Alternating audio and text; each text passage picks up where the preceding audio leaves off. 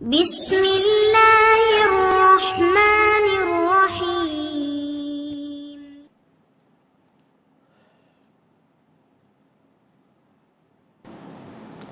அஸ்ஸலாமு அலைக்கும் வரஹ்மத்துல்லாஹி வபரகாத்துஹு. அன்பிற்குரிய சகோதர சகோதரிகளே, நீங்களும் ஆலிம்களாகலாம் என்ற தொடர் பாடத்தில் முதன் வியாழன் ஆகிய 2 நாட்கள் திருக்குர்ஆன் வசனத்தினுடைய நேரடி தமிழாக்கத்தையும் தேவைப்படும் விளக்கங்களையும் பார்த்து வருகிறோம். இதுவரைக்கும் 281வது வசனம் வரைக்கும் பக்ரா அத்தியாயத்தில் 281 வரைக்கும் பார்த்து முடிச்சுட்டு 282ஆம் வசனத்தில் ஒரு பகுதியை பார்த்துருக்குறோம். குர்ஆனில் உள்ள மொத்த வசனத்திலேயே பெரிய வசனம் எதுன்னு கேட்டால் இந்த 282ஆம் வசனம் தான். அதிகமான சொற்களையும் வரிகளையும் கொண்டது இந்த ஒரு வசனம். அதில் ஒரு பாதி முடிச்சிருக்கிறோம். என்ன பாதி முடித்தோம்னா, கடன் கொடுத்தீங்கன்னா டைம் போட்டு கடன் கொடுத்தா எழுதிக்கிறங்க, நேர்மையாக எழுதுங்க, தெரியாதவங்களாக இருந்தால் நேர்மையான ஒரு எழுத்தரை வச்சு எழுதிக்கிறங்க. யார் எழுத தெரியாமல் இருக்கிறாரோ அவர் ஒழுங்க வாசகத்தை சொல்ல தெரியாமல் இருந்தால் அதுக்குரிய தகுதியான உறவினர் சொல்லட்டும் அப்படின்லாம் சொல்லிவிட்டு எல்லாம் என்ன செய்கிறான்னு கேட்டால் அந்த எழுதுறதுக்குரிய ஒரு விஷயத்தை சொல்லியிருக்கிறான். அதுக்கு அடுத்து விட்ட இடத்துலேருந்து வர்றோம். ஒலா தஸ்அமன்னா கேர்லெஸ்ஸாக இருக்கிறது, அலட்சியமாக இருக்கிறது, கவனக்குறைவாக இருக்கிறது, கவனமற்று இருக்கிறது. ஒலா தஸ்அமு, நீங்கள் அலட்சியமாக இருந்து விடாதீர்கள். அன் தக்துபூஹு, அந்த தைனை ஹூண்டா அந்த தைன் கடன், அந்த கடனை எழுதுவதில் நீங்கள் கவனமற்று இருந்து விடாதீர்கள், அலட்சியமாக இருந்துடாதீங்க.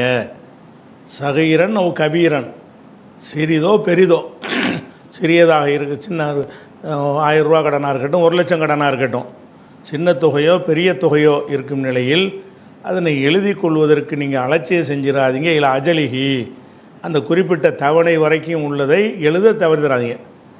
தவணை தான் முக்கியம். கடன் வாங்கினா தந்துடுவான், எவ்வளோ நாளில் தர்றதுங்கிறலாம் பிரச்சனையே வரும். அதனால் அந்த தவணையை குறிப்பிடுற விஷயத்தில் நீங்கள் அலட்சியமாக இருந்துடாதீங்க. வலா தஸ்அமு, நீங்கள் அலட்சியமாக இருந்துடாதீங்க. அன் தக்துபூஹு இலா அஜலிஹி, இந்த இலா அஜலிஹிங்கிறது அங்கே போயிடும். இலா அஜலிஹி, அதன் தவணையை நீங்கள் எழுதி கொள்வதில் அலட்சியம் ஆகிடாதீங்க. ஒரு ஆள்கிட்ட கடன் வாங்கினா என்னைக்கு தருவானோ அதை குறிப்பிடணும் தெளிவாக. கூடிய விரைவில் தருகிறேன் அதெல்லாம் எழுதக்கூடாது. மிக விரைவில் 1 வருஷத்துக்குள் தருகிறேன் அதெல்லாம் அப்படி எழுதக்கூடாது. டைம்னா டைம் கரெக்டாக போடணும்.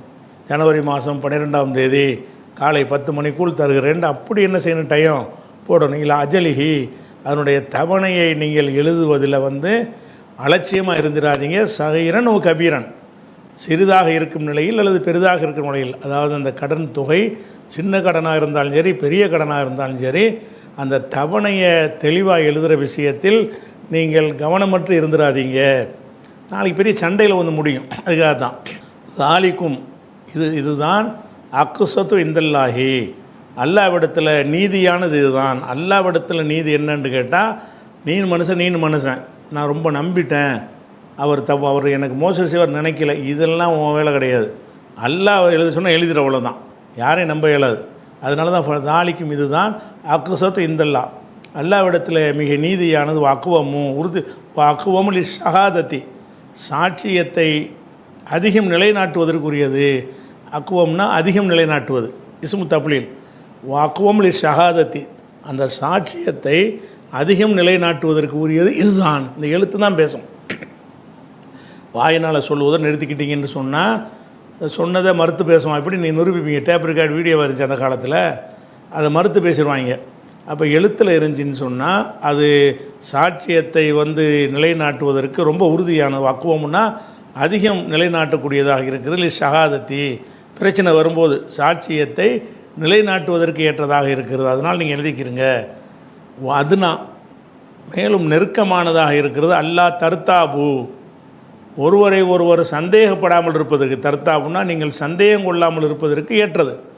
இப்போ பேப்பரை காட்டிட்டா ஒன்றும் டவுட் வராது. இல்லாட்டி சந்தேகப்படுவான், நம்ம 1 வருஷங்கிறோம் 2 வருஷங்கிறானே, நம்ம தான் தப்பாக சொல்கிறோம் அவன் தான் தப்பாக சொல்கிறானோன்னு டவுட்டில் இருந்துக்கிட்டு இருக்கும். பேப்பரில் இருந்துச்சுன்னா அப்படி வராது. அதுனா நெருக்கமானது, ஏற்றது. அல்லா தர்த்தாபு, நீங்கள் சந்தேகப்படாமல் இருப்பதற்கு அது ஏற்றது. எழுத்துமானம் இருந்துச்சுன்னு சொன்னால் சந்தேகத்தின் வாசலை கொண்டா பேப்பர் கொண்டாந்து போடுனா முடிஞ்சு போச்சு கதை. பேப்பரில் உள்ளது 2 பேரும் ஒத்துக்கிட்ட விஷயம், அதனால் அதை வந்து மறுக்க முடியாது அப்படின்னு சொல்லிட்டு எல்லாம் என்ன செய்கிறான்னு கேட்டால் எழுத சொல்லிட்டான். ஆனால் எழுத சொல்கிறது என்பது வந்து உடனுக்குடனே இருக்கக்கூடிய வியாபாரம் இருக்குது இல்லையா, அந்த மாதிரி வியாபாரங்களை எழுதணும்னு அவசியம் கிடையாது.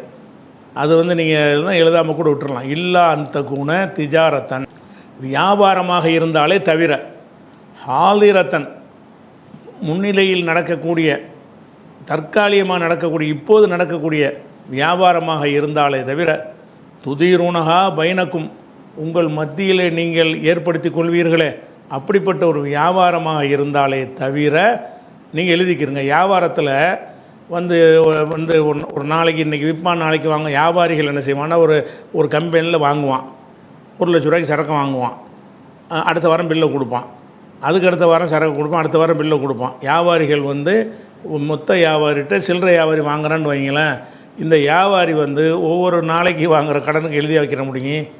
ரொட்டேஷனில் உள்ள வியாபாரத்தை எல்லாம் சொல்கிறான். ரொட்டேஷனில் உள்ள எழுத தேவையே இல்லை, லாங் டைம் போட்டு அப்படின்றா தான் அது எழுதணும். வியாபாரம் என்பது ரொட்டேஷனாக இருக்கக்கூடிய ஒரு வியாபாரமாக இருந்துச்சின்னு சொன்னால் அது தேவையில்லை. அதான் அந்த வாரம் தான் தருவாங்கன்னா அந்த வாரம் ஒன்று தந்துட போகிறான், அடுத்த வாரம் சரக்கு தரும்போது அது முந்தின வாரத்து பில்லை நீங்கள் கொடுக்க போகிறீங்க. இப்படியாக ஒரு வழிமுறையில் இருக்கக்கூடிய ரொட்டேஷனாக இருக்கக்கூடிய ஒரு வியாபாரமாக இருந்தால் நீங்கள் எழுதி கொள்ளணும்னு அவசியம் கிடையாது. எழுதுனா தப்பு கிடையாது. இப்படி ஒவ்வொரு தடவை அந்த வியாபாரி சரக்கு போடும்போது 20 ரூபா பத்திரத்தை கொண்டாந்து வச்சு இத்தனாம் தேதி இவ்வளோ சரக்கு அப்படி எழுதி வாங்கிட்டு இருப்பாங்க. யாரும் எழுதுறது இல்லை. ஏன் எழுதுறது இல்லைன்னு கேட்டால் இது என்ன, இது வந்து உடனே நடக்கக்கூடியது. இது வந்துக்கிட்டு இன்றைக்கி வாங்குகிற சாமானுக்கு அடுத்த வருஷம் தர்றேன்ட்டு நம்ம கடன் வாங்கலை. ஒரு இந்த வியாபாரத்துடைய வழக்கம் என்னென்னு கேட்டால் பில்லு டு பில்லு மாற்றுவாங்க. ஒரு சரக்கு கொண்டாந்து கொடுப்பாங்க, அடுத்த வாரம் வந்து பில்லை கிளியர் பண்ணவுடனே புது ஆர்டர் எடுப்பாங்க. இது வந்து ரொட்டேஷனில் எழுதப்படாமலே இதான். சில நிறுவனங்களில் 3 நாளில் பில்லு தரணும்னு வச்சுருப்பாங்க, சில நிறுவனங்களில் 1 மாதத்தில் பில் செட்டில் பண்ணணும்னு வச்சுருப்பாங்க. ஜவுளி மாதிரி இதுகள்லாம் 3 மாதம் கூட என்ன செய்வாங்க, சரக்கு கொடுத்துட்டு 3 மாதம் கழித்து வாங்கக்கூடிய அந்த மாதிரி தொழில்களும் இருக்கிறது. அதெல்லாம் எதுக்கு அது முறையின்றி இருக்கிறதோ அதை வந்து எழுத தேவை கிடையாது. எதை எழுதணும்னா எனக்கு நீங்கள் கடன் வாங்குறீங்கன்னா அது வந்து அதுக்குன்னு ஒரு முறையாக இருக்குது. எத்தனை நாள் தரணுக்கு அதுக்கு அர்த்தம் ஏதாவது இருக்கா? இல்லை. அதுக்கு அர்த்தம் இல்லாதனால அதை எழுதணும். அதுக்கு அர்த்தமே இருந்துச்சின்னு சொன்னால் எழுத தேவையில்லை. அது வியாபாரியுடைய கடன்லாம் ஒரு தெரியும், என்ன அதுக்கு என்ன மீனிங்னு எல்லாருக்கும் தெரியும்.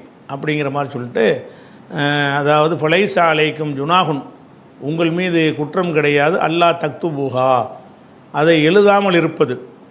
இது வியாபாரமாக இருந்தால் ஃபலைஸா அலைக்கும் ஜுனாகுன், உங்கள் மீது குற்றம் கிடையாது, அல்லா தக்துபூஹா, அதை எழுதாமல் இருப்பது குற்றம். எழுதுவதும் குற்றம் கிடையாது, எழுதாமல் விட்டிங்கன்னா ஒன்றும் குற்றம் கிடையாது. இப்போ பேசாமல் விட்டுருங்க, வந்துருங்கடன் அப்படின்னு சொல்லிட்டான்ல.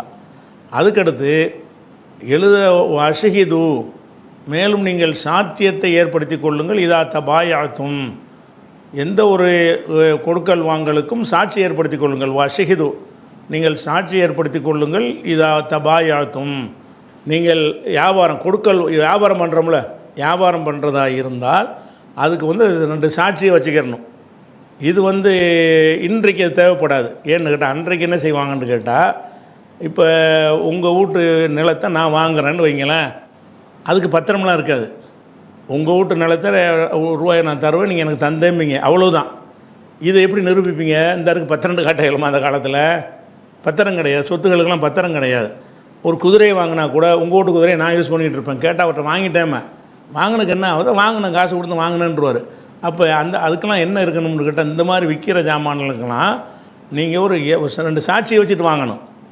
வாங்குறது என்ன செய்யணும், இந்த வீட்டு வாங்கினேன் இல்லை உனக்கு தான் சொந்தம்னு என்ன பார்த்தோம், நான் அவர்கிட்ட விற்றேன், அவர் வாங்கினார், உனக்கு எப்படி, அதுக்கு என்ன ஆதாரம், இந்த இவருக்கு தெரியும், இந்த அவர் தான் இருந்தார், இவர் தான் இருந்தார், அப்படிங்கிறது ஆதாரமே. அப்போ அந்த மாதிரி வந்து இருந்துச்சின்னு சொன்னால் வஷஹிது, சாட்சி. இன்றைக்கி என்னன்னு கேட்டால் இல்லை பில்லு பேசுமே, பில்லே சாட்சி தானே, எழுதுறது சாட்சியே தேவைப்படாது. என்னடா ரிட்டன் ஆகிடுது. இன்றைக்கி எந்த பொருள் கொடுத்தாலும் அந்த நிறுவனத்தினுடைய முறையில் கம்ப்யூட்டரில் இருந்தோ எழுத்துமானமாகவோ ஒரு பில்லாக தர்றான் பாருங்கள், அது எழுதி தர்றது தானே. அதுக்கு சாட்சி எதுக்கு? இந்த சோப்பை நான் விற்றாங்கிறது நீங்கள் வாங்கினீங்கிறதுக்கு அந்த பில்லு தான் ஆதாரம். அந்த பில்லு என்ன இருக்குது, உன்ட்ட நான் ரூபா வாங்கினேன், அந்த பொருளை உனக்கு தந்திருக்கேன்னு 2க்கும் தான் ஆதாரம். அந்த பில்லு வந்து கடைக்காரனுக்கு ஆதாரம், அவனுக்கு ஆதாரம்.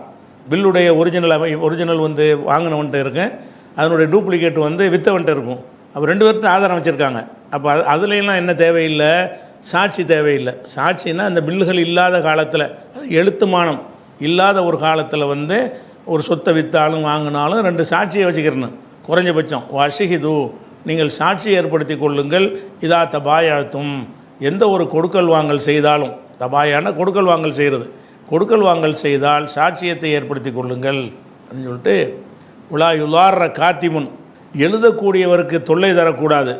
உலா ஷஹீதுன், சாட்சிக்கும் தொல்லை தரக்கூடாது. எழுதுறாருல அவர் மாதிரி டை 1 வருஷம் போட்டு எழுது, 6 மாதம் போட்டு எழுது, தொலைச்சி போடுவேன்.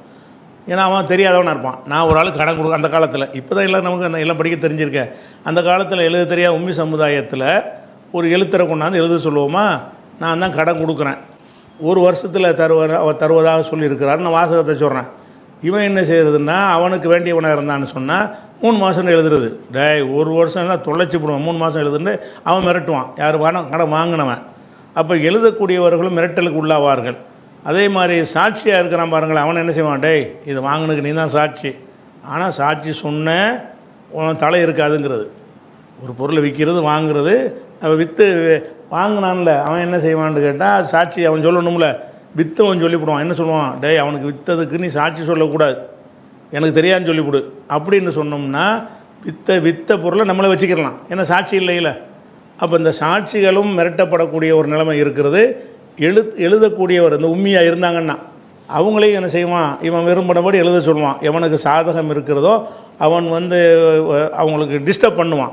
அதுக்கு தான் நல்லா சொல்கிறான், உலா யுலார, தொல்லைப்படுத்தப்படக்கூடாது. காத்திபுன், எழுத்தரோ, உலா ஷஹீதுன், சாட்சியாக இருப்பவரோ. ஷஹீதுன்னா சாட்சி, காத்திப்னா எழுத்தர். சிலதுக்கு சாட்சி தேவைப்படும், சிலருக்கு காத்திப்பு தேவைப்படும். ரிட்டனில் எழுதி கொள்ளும்போது சாட்சி தேவைப்படாது, அந்த பேப்பரே பேசிடும். எழுத்தருக்கு ஆள் இல்லைன்னா சாட்சி தான் பேசணும். அப்போ எதை கொண்டு நிரூபிக்க வேண்டியிருக்குது, இந்த எழுத்தரை கொண்டும் சாட்சியத்தை கொண்டு தான் நிரூபிக்க வேண்டியிருக்கும்போது அந்த 2 பேரையும் நீங்கள் இணைஞ்சிடக்கூடாது, மிரட்டிடக்கூடாது. உலா யுலார காத்திபுன் உலா ஷஹீதுன், சாட்சியும் காத்திபும், காத்திபும்னா எழுதுகிறவர், எழுத்தரும் வந்து தொல்லைப்படுத்தப்படக்கூடாது, மிரட்டப்படக்கூடாது, துன்புறுத்தப்படக்கூடாது. ஒயின் தஃபாலு, அப்படி நீங்கள் செய்வீர்களேயானால் ஃபைன்னஹு ஃபுசூக்கும் பிஹிம், அது உங்கள் மீது உள்ள பாவமாக ஆகிவிடும். அது குற்றம். இஸ்லாத்தின் அடிப்படையில் ஒருத்தன் போய் மிரட்டுறது குற்றம். எழுத்தரை மிரட்டுவதும் சாட்சியத்தை மிரட்டுவதும் பெரும் பாவம். பாவம்னா என்ன அர்த்தம்னா, இதுக்கு மறுமையில் நான் கேள்வி கேட்பேன்னு அர்த்தம். நீ பாட்டுக்கு உலக விஷயந்தானே, நம்ம பாட்டுக்கு ஏமாற்றிலாம் நினச்சிடாத, இதுக்கு என்னிடத்தில் கேள்வி இருக்குது என்பதற்காக அல்லாஹ் சொல்கிறான், ஃபைன்னஹு ஃபுசூக்கும் பிக்கும், இது உங்கள் மீது உள்ள பாவமாக ஆகிவிடும். ஒத்தக்குள்ளாக, அல்லாஹுவை அஞ்சி கொள்ளுங்கள். அல்லிமுக்குமுல்லாஹு, அல்லாஹ் உங்களுக்கு கற்றுத்தருவான். ஒல்லாஹு பி குல்லி ஷையின் அலீம், அல்லாஹ் அனைத்தையும் அறிந்தவனாக இருக்கிறான் என்று சொல்லி இந்த கொடுக்கல் வாங்கல் சம்மந்தப்பட்டது, கடன் கொடுக்கறது, சாட்சி சம்மந்தப்பட்டது, எழுத்தர் சம்மந்தப்பட்டது, அவங்கள மிரட்டக்கூடாது என்றது, இந்த மாதிரி அனைத்து சட்டங்களையும் உள்ளடக்கிய ஒரு பெரிய வசனமாக இந்த 282 வசனம் இருக்கிறது. இதை நம்ம முடிச்சிட்டோம். அடுத்ததாக 283 வசனம் என்ன சொல்லுதுன்னா, ஒயின் குன்தும் அலா சஃபரின். இப்போ வந்து நம்ம எழுதி கொள்ளுங்க நல்லா சொல்லிட்டான். எழுதி கொள்றதாக இருந்தால் நம்ம வந்து ஒரு பிரயாணத்தில் போய்கிட்டுருக்குறோம். பிரயாணத்தில் போகும்போது 2 பேர் பயணத்தில் போகிறாங்க. அப்போ ஒருத்தன் இன்னொருத்தன்ட்ட கடன் கேட்குறான், எனக்கு 1 லட்ச ரூபா கொண்டு தந்துடுறேன்ட்டு. அங்கே வந்துக்கிட்டு எழுத்து ஆள் கிடைக்குமா? எழுத்தர் என்பது சிட்டியில் ஊருக்குள்ளே தான் இருப்பாங்க. பிரயாணத்துக்கு போகும்போதெல்லாம் ஒரு எழுத்தாரையும் எழுத தெரிஞ்சவரும் கூட்டிகிட்டு போக மாட்டாங்க. ஒட்டுமொத்த 9 எழுத தெரியாதவங்களாம் இருக்கிறாங்க. இப்போ நானும் எழுத தெரியாத ஆள், என் கூட வர்றவனுக்கு எழுத தெரியாது. 2 பேரும் பிரயாணம் பண்ணி போயிட்டுருக்குறோம். அந்த பிரயாணத்தில் அவனுக்கு ஒரு தேவை ஏற்படுது, என்கிட்ட கடன் கேட்குறான் அல்லது நான் அவன்கிட்ட கடன் கேட்குறேன். அப்படி கேட்கும் பொழுது இது எப்போ எழுதுறது? பிரயாணத்தில் இருந்தால் என்ன இதெல்லாம் வந்து என்ன விளங்கிக்கணும்னா, அந்த காலத்தில் இருந்து விளங்கினா தான் இது விளங்கும். இன்றைக்கு வந்து அந்த பேச்செல்லாம் கிடையாது, எழுத தெரியாது எவனுமே கிடையாது. கை நாட்டுங்கிற டாப்பிக்கே இப்போ இல்லாமல் போச்சுன்னு வைங்களேன். எல்லாருக்குமே எழுத தெரிகிறது. எழுத தெரியும் பொழுது காத்திப்புன்னு தனியாக ஒரு ஆள் தேவையே கிடையாது. வேணுமுன்னா இந்த சட்டப்படி எழுதுவதற்காக வேண்டி இந்த எழுத்தர்னு கவர்மெண்ட்டில் நியமிச்சிருப்பாங்க, பத்திரம் எழுதுறவர்னு. அது இந்தியாவுடைய சட்டப்படி என்னென்னலாம் விதிகள் வருமோ அதை அவர் சேர்த்துக்கிடுவார். பேசிக்கான விஷயங்கள் நம்மகிட்ட கேட்டு எழுத போகிறார். அது அந்த மாதிரி எழுத்தர் வேண்டாம் தேவைப்படுமே தவிர, பொதுவாக ஒரு கூட எழுதுனா நம்மளை கண்டுபிடிச்சிருவோம். 1,09,00,000 போட்டால் நம்ம என்ன செய்வோம், ஏன்டா பொய் எழுதுறேன்ட்டு கேட்டுருவோமா இல்லையா? அப்படிப்பட்ட காலத்துக்கு இது தேவைப்படாது. அந்த காலத்தில் ஒன்றும் தெரியாத மக்கள் ஒரு 95% பேருக்கு எழுத தெரியாது.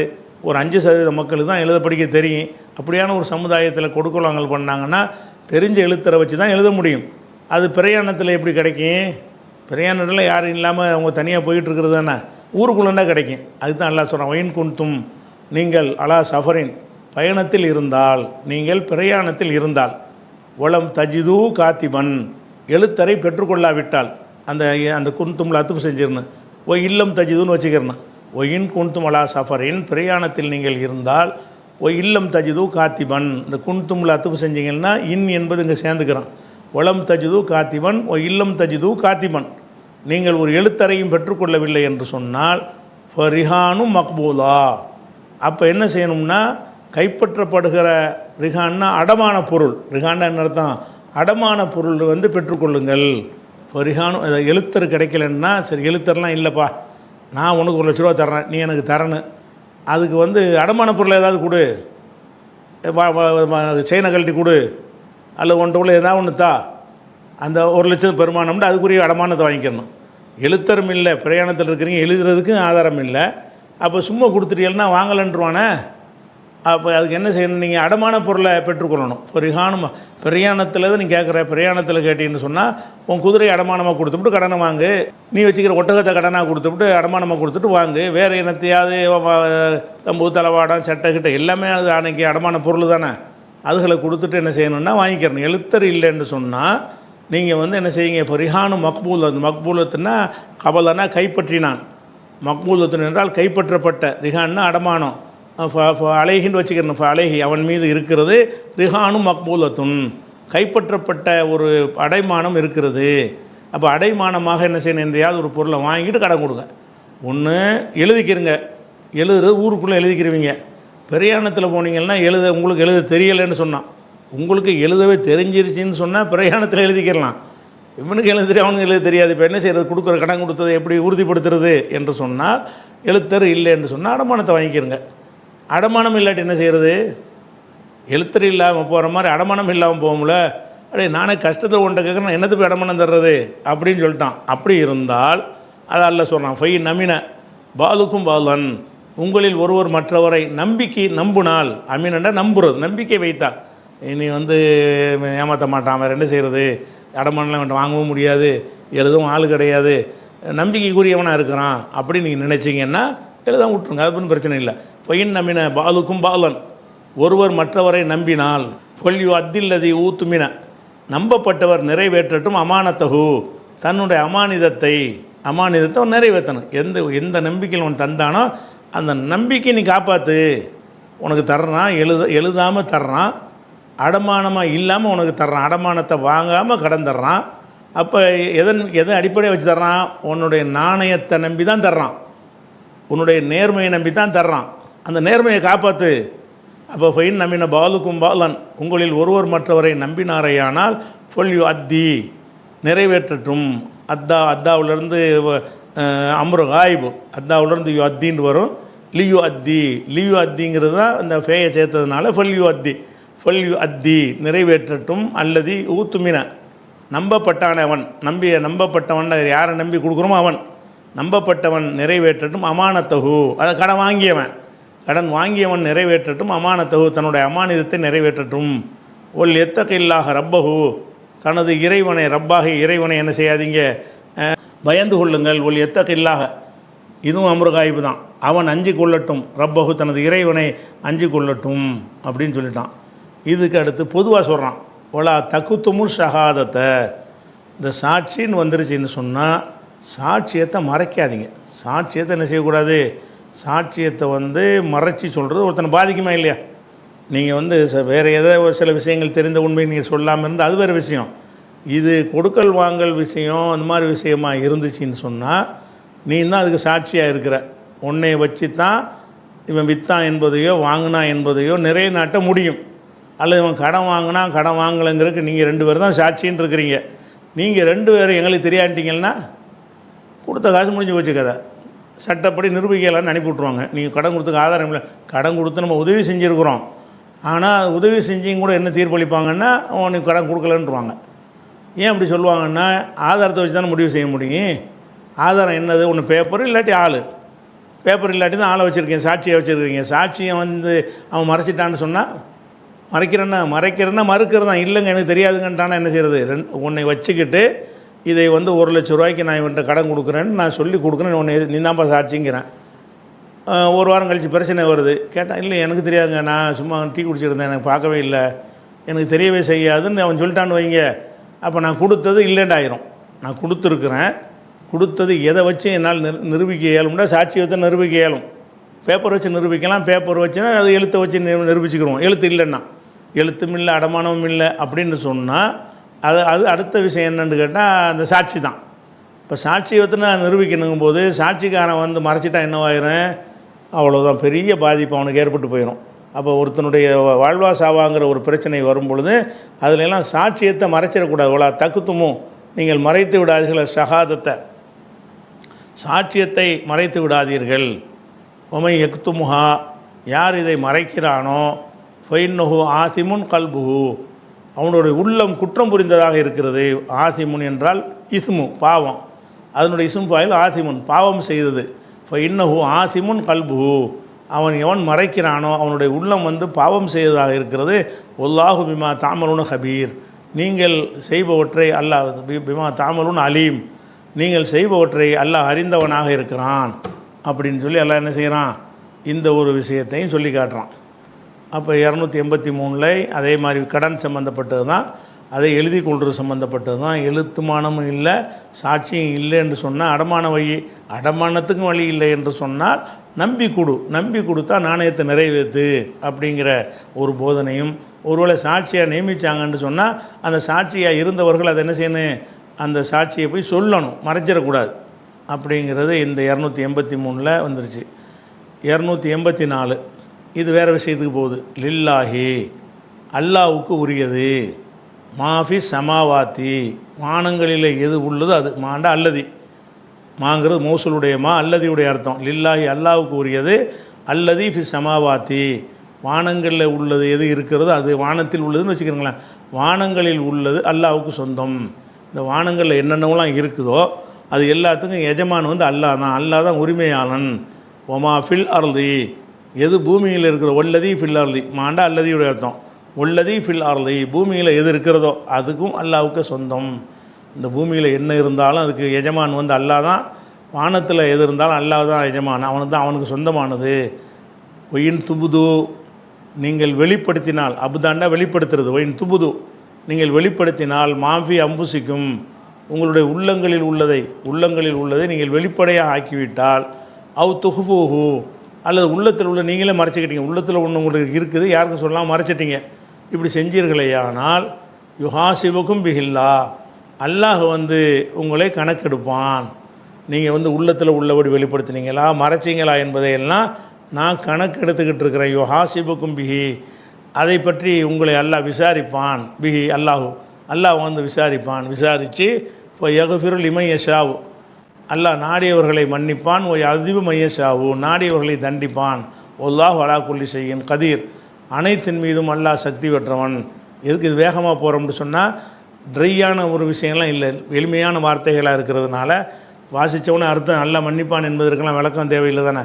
அந்த மாதிரி விஷயமா இருக்கிறதுனால சீக்கிரம் முடிஞ்சது ஒரு வசனம். அடுத்தது வந்து 285வது வசனம்.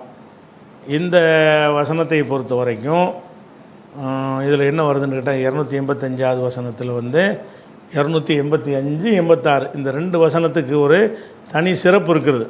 இந்த 2 வசனம் 285 பார்க்க போகிறோம்ல, இந்த 5க்கும் 256க்கும் என்ன சிறப்புன்னு கேட்டால் அந்த சிறப்பை தெரிஞ்சுட்டு அர்த்தம் செய்வோம். புகாரியில் 4008வது ஹதீஸை பாருங்கள். அதில் என்ன வருதுன்னு கேட்டால், அதாவது ரசூலுல்லாஹ் சொல்கிறாங்க, அல் ஆயத்தானி மின் ஆஹிரி சூரத்தில் பக்ரத்தி, பக்ராவுடைய அத்தியாயத்தின் கடைசி 2 வசனங்கள். கடைசி 2 வசனம் தான் ஆமன ரசூல் ஒன்று, அடுத்து முடிகிற கடைசி வசனம் ஒன்று, லாயுக்குள்ளி ஃபுல்லாகுன்னு வரக்கூடிய வசனம். அல் ஆயத்தானி மின் ஆஹிரி சூரத்தில் பக்ரா, பக்ராவுடைய பக்ரா என்ற அத்தியாயத்தின் கடைசியில் உள்ள 2 ஆயத்துகள். மன் கராஹுமா ஃபீ லைலத்தின், ஒரு இரவிலே அதை ஒருவன் ஓதுவானேயானால் கஃபத்தாஹு, அந்த ரெண்டுமே அவனுக்கு போதுமானது. ஒரு நாளைக்கு இரவில் ஓதிட்டான்னு சொன்னால் அன்றைக்கி முழுசும் உள்ள பிரச்சனைக்கு அதுவே போதுமானது. அது என்ன மாதிரியான இடர்கள் தொல்லைகள் துன்பங்கள் கஷ்டங்கள் வர இருக்கிறதோ அது எல்லாத்தையுமே இது தடுத்து நிறுத்திடும். அப்படிப்பட்ட ஒரு பவர்ஃபுல்லான வசனம்ங்கிறாங்க.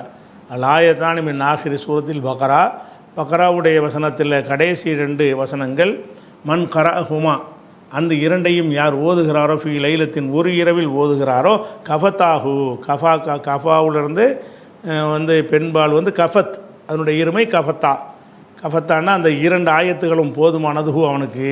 அந்த 2 ஆயத்தே போதும். நிறைய லட்சம் திக்கர்லாம் செய்ய தேவையில்லை. ஒரு இரவில் இந்த 2 ஆயத்தை ஓதிட்டேன்னு சொன்னால் அதுவே அனைத்துக்கும் போதும். நிறைய 1 மணி நேரம் ஓத வேண்டிய குராத்துன்னு நிறைய வச்சுருப்பேன், அதெல்லாம் வேண்டியதில்லை. இது மட்டும் போது எல்லாத்துக்கும் இதுவே போதுமானதுன்ற அளவுக்கு ரசூலுல்லாஹ் ஒரு சிறப்பித்து சொல்கிறாங்க. அப்போ இந்த ஒரு அடிப்படையில் அந்த 2 வசனம் சிறப்புன்னாங்கள்ல, அதை தான் இப்போ எடுக்க போகிறோம். அதான் அந்த வசனம் 285 86 வசனங்கள். ஆமனர் ரசூலுல்லாஹ் சிறப்பித்து சொன்ன வசனம் இருக்குல்ல, அந்த வசனத்தில் முதல் வசனம் ஆமனர் ரசூலு, இந்த தூதர் நம்பிக்கை கொண்டிருக்கிறார். ஆமன என்றால் நம்பிக்கை கொண்டிருக்கிறார். ரசூல்னா நபி ஸல்லல்லாஹு அலைஹி வஸல்லம், ரசூல்னா இந்த ரசூல். ஆமனர் ரசூலு, இந்த தூதர் என்ற முகம்மது நம்பிக்கை கொண்டிருக்கிறார். பிமா உன்சில இலைஹி, அவருக்கு அருளப்பட்டதை, மின் ரப்பிஹி, அவரது இறைவனிடமிருந்து அவருக்கு அருளப்பட்டதை அவர் நம்புகிறார். முகம்மதுக்கு இந்த வேதத்தை அல்லாஹ் அருளுறான்னு சொன்னால் அவர் நம்புகிறார்.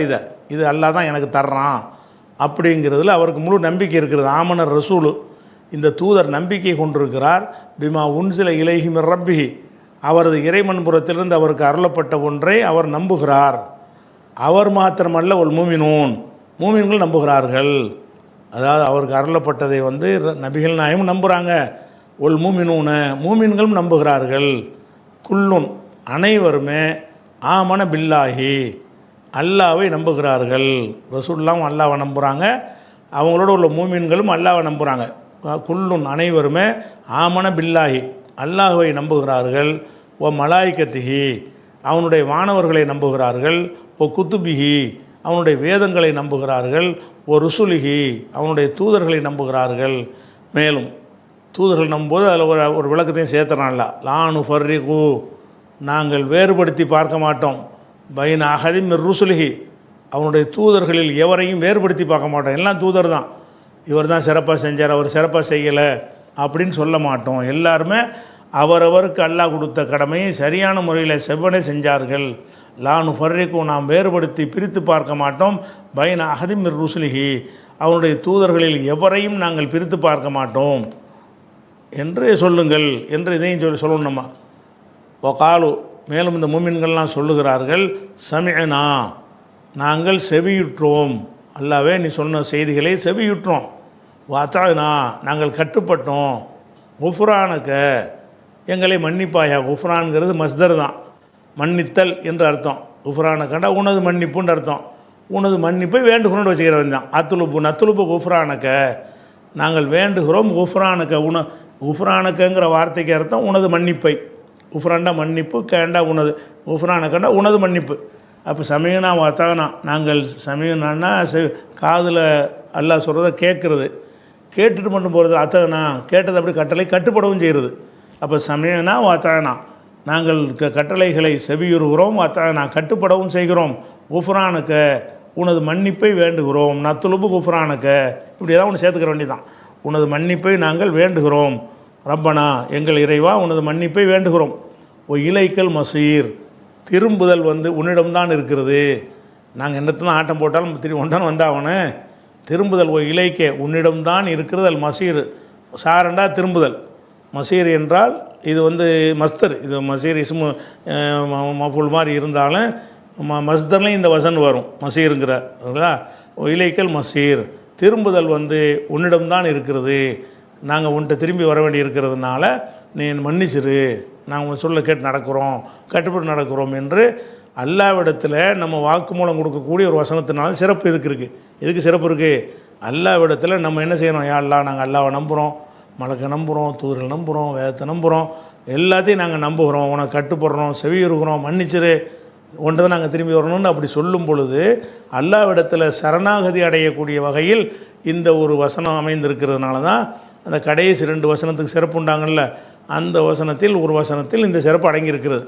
இது 2வது வசனம் என்ன என்பது இன்ஷா அல்லாஹ் நம்ம என்ன செய்வோம், நாளைக்கு பார்க்கலாம்.